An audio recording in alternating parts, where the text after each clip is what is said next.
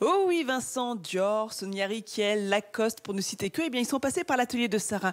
Ils viennent rechercher un savoir-faire exceptionnel, un savoir-faire unique. Regardez par exemple ce que je porte sur moi, ce petit béret, moi qui aime les bérets.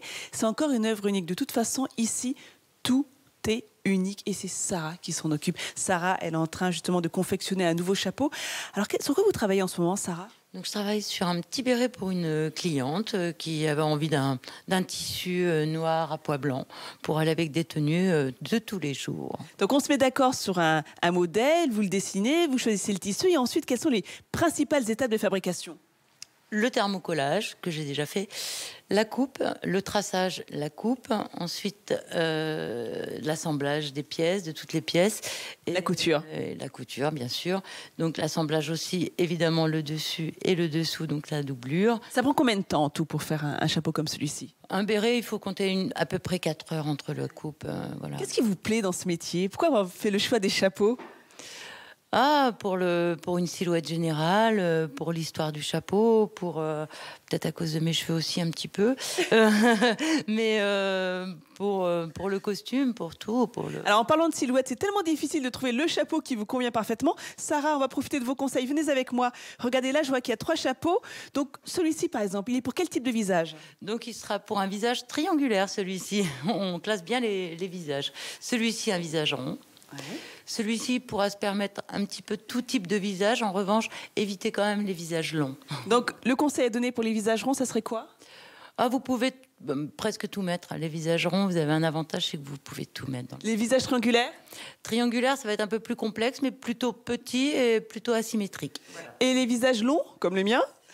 Toujours la symétrie, toujours. Jamais quelque chose qui tombe. Voilà. J'espère que j'ai oublié personne. Je vous disais tout à l'heure, elle a reçu son titre de meilleur ouvrier de France en 2011. Les créations sont juste sublimes. Le thème, c'était les feuilles, façonner les feuilles, les couleurs automnales, la nature. Alors, ce que je vous propose tout à l'heure, c'est se retrouver pour une autre fabrication, mais cette fois-ci, le chapeau pour les futurs mariés. À tout à l'heure. Oui, Vincent, je suis toujours chez Sarah, notre meilleur ouvrier de France modiste.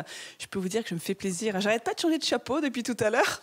Alors, vous savez que Sarah, je vous l'ai dit tout à l'heure, elle travaille pour les grands noms du luxe, mais elle fait aussi ses propres créations. Une trentaine de produits par an, par saison plutôt. Et là, en ce moment, elle est en train de travailler sur les chapeaux de paille. Vous savez que c'est bientôt la saison des mariages. C'est souvent là où on porte le plus de chapeaux.